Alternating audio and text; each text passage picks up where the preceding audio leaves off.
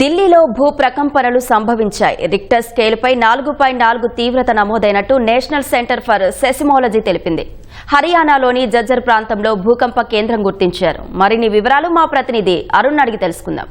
అరుణ్, భూకంపం తీవ్రత ఎంతసేపు ఉంది? ఏ రాష్ట్రాలపై ప్రభావం చూపించింది?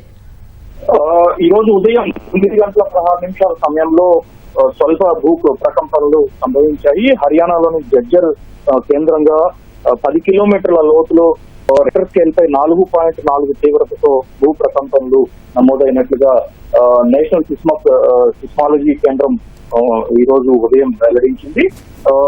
కొన్ని సెకండ్ల పాటు కంపించినటువంటి భూమితో ప్రజలు కొంత ఇబ్బంది పడ్డారు. ఉదయం అందరూ తమ సాధారణ కార్యకలాపాల్లో బయలుదేరే ముందు సాధారణ కార్యకలాపాల్లో ముందు చేరుతున్నటువంటి సమయంలో ఈ ప్రకంపనలు కొంత అలజడి సృష్టించాయి. ఢిల్లీకి అత్యంత సమీపం, దేశ రాజధానికి అత్యంత సమీపంలో ఈ భూ ప్రకంపనలు సంభవించాయి.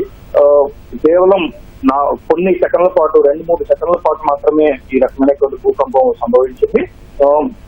ఢిల్లీకి అత్యంత సమీపంలో ఉన్నటువంటి జజ్జర్ లో 10 కిలోమీటర్ల లోతులో 4.4 తీవ్రతతో నమోదైనట్లుగా నేషనల్ సిస్మాలజీ వెల్లడించింది. అయితే ఈ ప్రకంపనలు మరికొంత సేపట్లో కూడా జరగవచ్చు అన్నట్టుగానే, అంటే ఒకసారి భూమి కంపించిన తర్వాత కొద్దిసేపటికి కొన్ని గంటల తర్వాత అయినా మరొకసారి కంపించడానికి అవకాశాలు ఉన్నట్లుగా సిస్మాలజీ విభాగం అధికారులు వెల్లడిస్తూ ఉన్నారు. సో ఈ నేపథ్యంలోనే ఎట్లాంటి తీవ్రత అత్యంత తక్కువగా ఉండటంతో ఎలాంటి ముప్పు, ఎలాంటి ప్రాణ నష్టం కానీ, ఎలాంటి ఇబ్బందులు కానీ చోటు చేసుకోలేదు. కాకపోతే భూ ప్రకంపనల వల్ల ప్రజలు ఆందోళన చెందుతున్నటువంటి పరిస్థితి అయితే ఉంది.